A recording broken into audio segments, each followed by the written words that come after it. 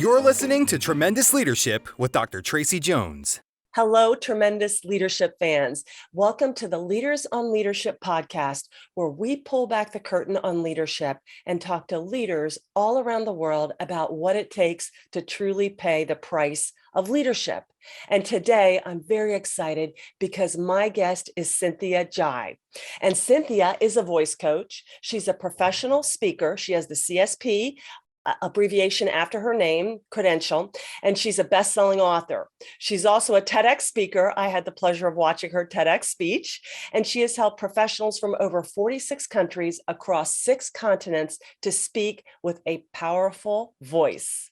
Cynthia has been a professional speaker and coach for the past 19 years, and her engagements span 5 continents in 18 countries. Cynthia, thank you so much for being on the podcast today. Sure. Thank you, Tracey. I feel very honored to be on the podcast. Thank you. And Cynthia, we connected on LinkedIn rather recently through a fellow friend, Bob Brum, who's also been interviewed on the podcast. Could you share, Cynthia, about how you became aware of all things tremendous? Okay, sure. So, you know that in my early days in college, that was actually where it led me to the Charlie Tremendous Jones, his quote. And then, so I think ever since then that I was not only that developing my own leadership skills, but also helping other people developing that.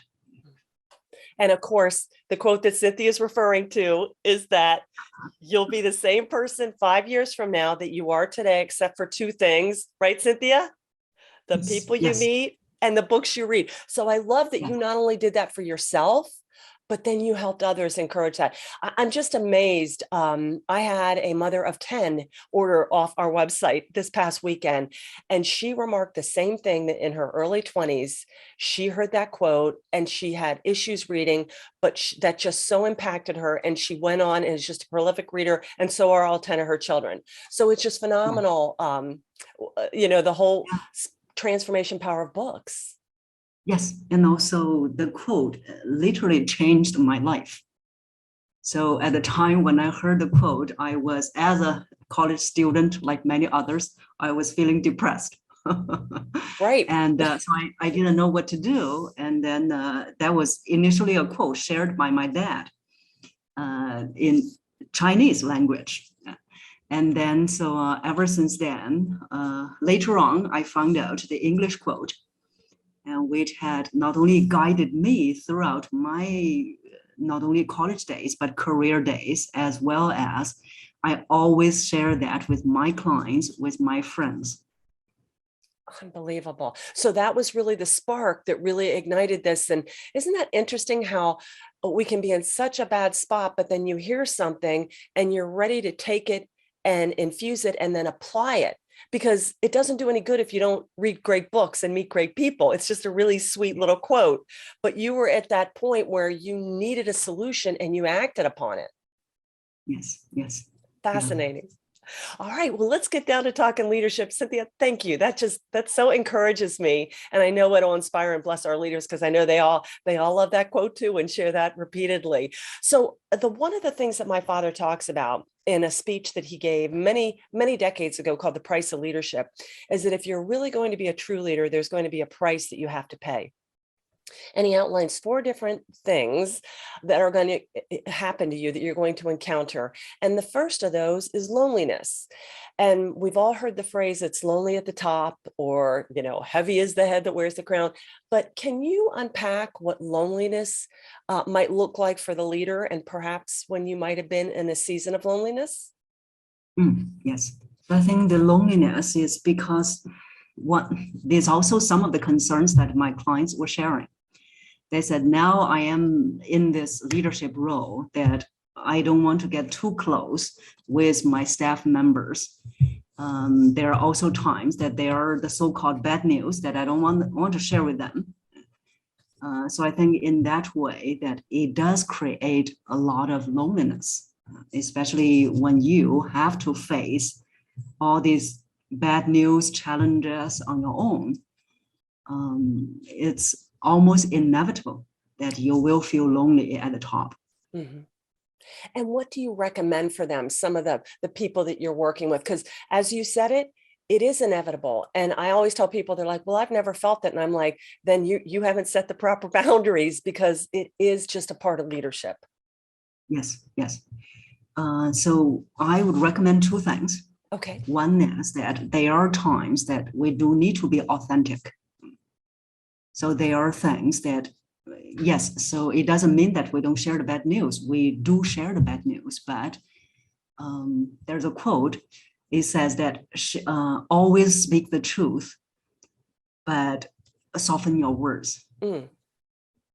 And so I think authentic leadership is also something that many people are after nowadays. Yes. So authentic leadership does mean that there are times that you do need to share the so-called bad news. You do need to share that what is the frustration you are going through, so that people can understand you more, people can work with you. So that's one, to be more authentic, more honest. And the second thing is, if you feel that there are things that you cannot share with your staff members, there's a way that you probably want to join people who are outside of your company, or like there are many executives network. So you can join them so that you can share your common frustrations. Because these things, we cannot just suppress them in ourselves, in our body, because one day it will become some disease. So it cannot be bottled up all in your body. So it needs a channel. So have like-minded people to share with. That would be a very good way. I love that. And then you get that wise counsel too. And you are so right. Stress kills. Your body can catch a disease of the mind. And that's one of the main things that, is a cause of death. So outstanding advice. Thanks so much, Cynthia. Okay. So we talked about loneliness. Now, along with loneliness is weariness, because you're at the top, you have all these responsibilities, even if it's not physical, it's a lot, because if you don't perform, and obviously not everybody performs, you may not be in business longer. You've got shareholders, you've got all these people looking at you to see if you're able to deliver. So how do you combat weariness? What should our leaders do if they're perhaps feeling the effects of weariness? The philosophy that also that is also in the way we speak, in the voice as well, is what I recommend my clients to develop the quality or the state of equanimity. Okay. So equanimity is that whatever storms are happening outside of you, that you need to develop that inner solidness, that inner centeredness that will not be affected by whatever is happening. So there, that for tornadoes, for typhoon, for all these natural disasters, that they can take out the entire village, the entire town, but that in the center of the tornado, it is peacefulness. Wow. It is stillness. So that's why that because of that stillness, it has this massive power. So I think that's something that leaders need to develop, because only when we are centered, when we have that stillness, then we can act with vision, with the right strategy, and we can cope whatever throws at you. I love that. Well, I mean, that's so amazing that you talked about the eye of the storm, because I had never thought about it like that. But I also thought, as far as shelters, they always tell you, go to the center of the building where there's no windows. And so it's almost like you're going to the center of yourself, where you're the deepest of your own core and you're the most protected. And so all that other stuff, stay away from the stuff you can stay away and seek shelter. So I love that. I will never forget that one, because I speak a lot on crisis leadership, and I absolutely am going to use that. That's beautiful, Cynthia. Thank you. Thank you so much. Okay. So loneliness, weariness. The next thing he talked about was abandonment. And typically abandonment gets a negative connotation, like fear of abandonment. But when my father spoke of it, he used to tell me, Tracey, I do more in a day to contribute to my failure than my success. And I'm like, what? And he's like, because I tend to think about what I like and want to think about in favor of what I ought and need to think about. So he was always very intentional about this hyper focus that if we really cut out, if we abandon the things that aren't going to move us forward, that's, as a leader, you're going to have to keep doing that. So can you explain abandonment? How do you stay focused and on point? So I think first of all is you really need to be very clear that what is it? It's not that what you need to do, like your father said, the wise words.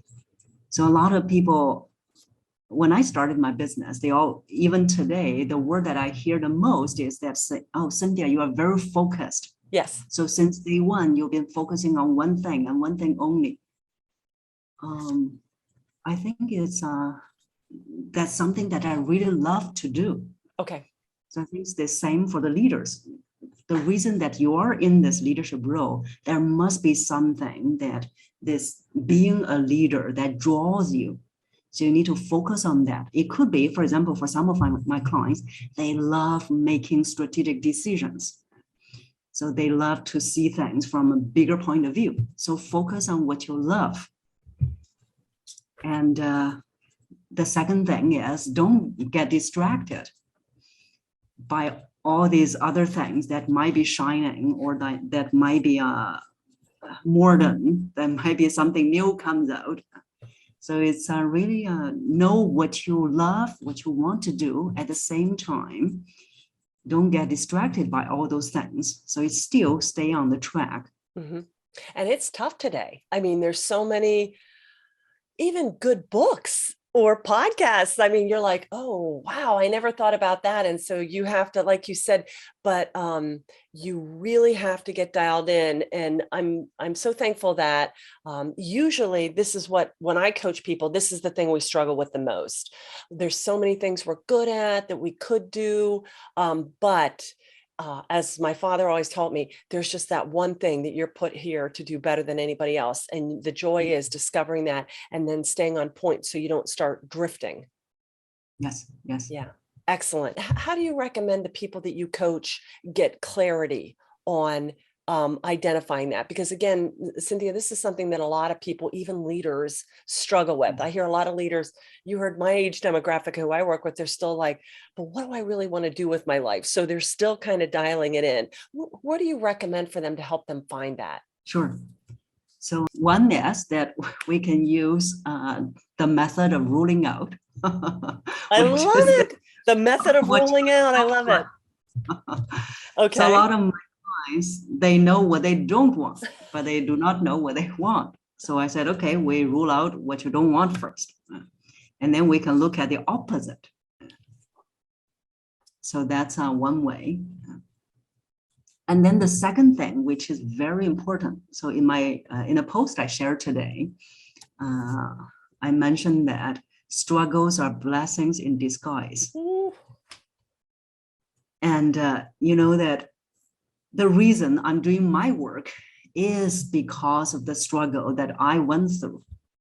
So like what you are sharing, that your dad was saying that we are put on this planet for that one thing that only we can do. So how do we know that thing is from our struggles? Because the struggles that we're going through, no one will experience the same exact struggle like what we have experienced. So from the struggles, if you are learning the lesson, you will see that why you're going through that struggle. Like in my early career, I was not heard. I was not assertive. I went on a journey to be more assertive, to be heard. And guess what? Now I teach people how to be heard. So my struggle become my calling.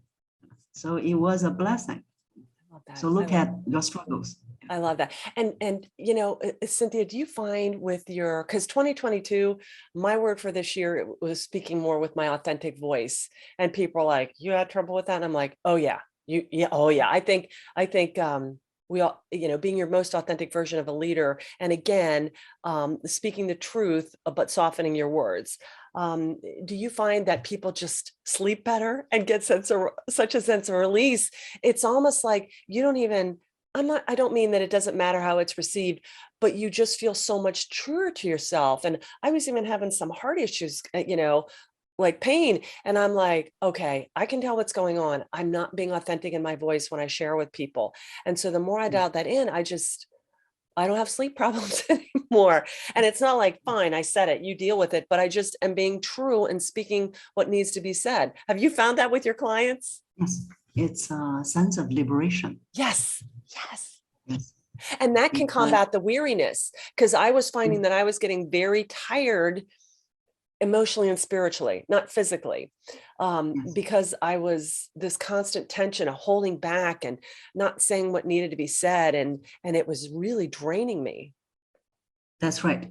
So I was sharing that earlier on in my career, I was not assertive. So whatever I felt, I didn't say it. But what happened was that, for example, someone did something that upset me, but I didn't say anything. Yes. And guess what happened? I will carry that with me for as long as it can go. And then I will stay away from that person. So, but there are only so many friends you have. If you stay away from every one of them, at the end of the day, you are lonely. So, yeah. Oh my God. What I've learned was when someone says something that upsets me, I will tell that person, I said, you know, that just now what you said made me feel very sad. Then the responses I got was, oh, I'm sorry, I didn't know. Then I knew, oh, they didn't mean it at all. It was me who was overthinking. So then once I said it, I never resent that person anymore. So we can keep this relationship. So I didn't need to become lonely eventually. Well, I love that, because you allow them to explain themselves rather than jumping to conclusion like their motives. Because we all say some brusque or pretty stupid things. And I love that you approach that way. And would you recommend being able to use that method in the workforce too? If a coworker or a colleague or a boss says something, kind of approach the same thing, say it the same way? So the example I was giving was with a coworker when I was working for a corporate in the past. Beautiful. I love it. Excellent. And then if they go, yeah, so what? Then you kind of know. Versus, I'm sorry, then this is not somebody, you need to worry about anymore, kind of thing. I love it. Okay. Thank you, Cynthia. Abandonment. And the last thing he talked about was vision. And I think a lot of people have different aspects of vision. And some people are like, well, I'm not a visionary. I'm just kind of a doer. But my dad always said he was very pragmatic. And he had these big picture ideas, but it was always very much every day, every person could work this out. And he used to tell me, Tracey, vision is nothing more than seeing what needs to be done. So there's that future aspect, but then doing it. Because otherwise it's just it's talk. So can you share with me what your idea of vision is, and maybe how you continued once you got clarity on what you wanted to do, this experience of where you weren't assertive, and how you continued to hone your vision, because you've been doing this for quite a long time? Yes. So I agree that vision to me is also a big picture.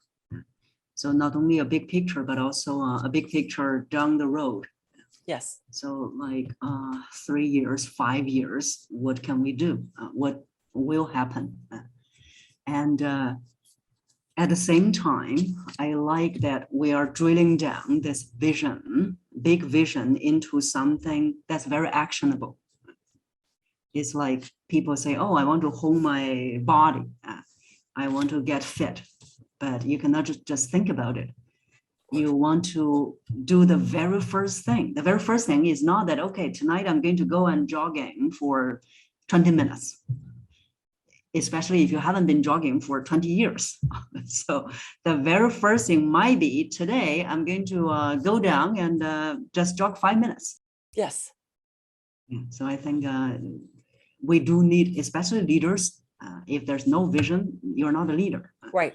So you do need a vision, but at the same time, break that vision down into small actionable steps. Yeah. Like the assertiveness. Yes. So right. The very small thing I did was how I was ending my sentences. Because when I was not assertive, I realized I was saying that I want to do this. So it sounds like a question. And that was the very small actionable step I was taking, which is, oh, I want to do this. Instead of making it sounding like a question, I'm making it sounding like a statement. That one small change that made me sound more assertive. So that was one of those small steps. Fantastic. I love that. And I love that you talked about kind of breaking it down to small steps, or chunking, as I call it. But you really hit on something. Leaders, they create something out of nothing, something that wasn't there, they create. Managers are the ones that execute, making things work. So it's really important as a leader, you can't just be showing up and watching things run. You have to be, this blue sky person, whereas the flip side of the coin is the blueprint people, and both are very different skill sets. But I love that you brought that up, because as a leader, I had to really look at this and go, am I really leading? I'm leading myself, but am I engaging in leadership, which is a whole different realm. And so I love that you really touched on that very important nuance. Excellent. Yes. Well, Cynthia, we've talked about loneliness, weariness, abandonment, and vision. Can you share anything else that you'd like? We have an open floor right now. I'm really fascinated with working with people. What is the demographic of most of the people that you work with? Is it male, female, young, old? What is it? So most of my clients, they are in the C-suites.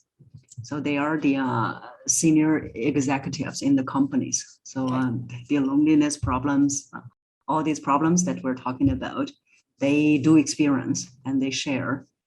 And, very interesting, in my early career, I would say that men will account for about 60% in my clients, 60 to 65. But now it's about 50-50, 50% male, 50% female. Okay. So I think one of the main reasons is because more and more women are going up and showing up in the C-suites as well, which is a very good thing. So in terms of age, for my clients, most of them, I would say the average age is about 45 and above. So I do have younger ones, like in their 30s. I also had old ones. My oldest client, I always mention him. So my oldest client, when he was working with me, he was 82. I love it. Yes. And this year he's 90. That's fabulous. I've got authors in their 80s. I love it.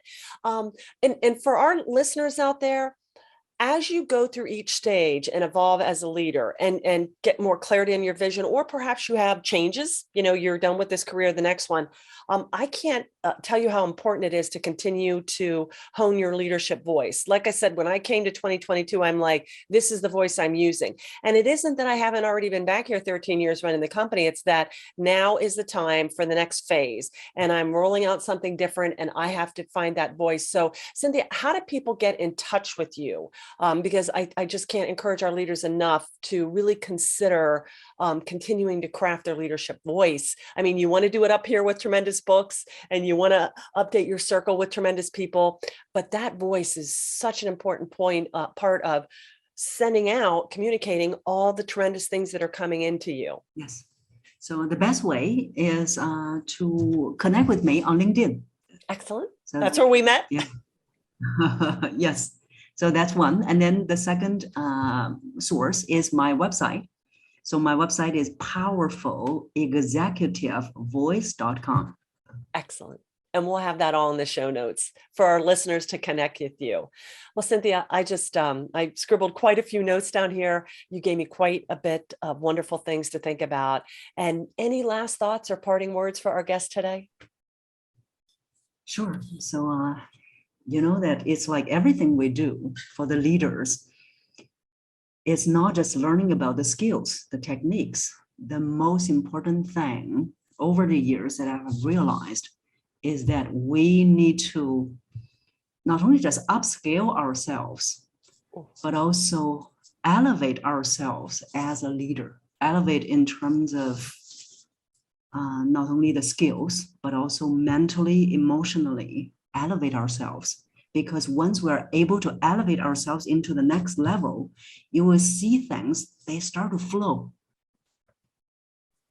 So even though I haven't been the CEO, but I've led nonprofit organizations, I've led my own small team. That's what I felt. Whenever I elevate myself to the next level, I started to feel that things are flowing. So that's what I would recommend to our leaders.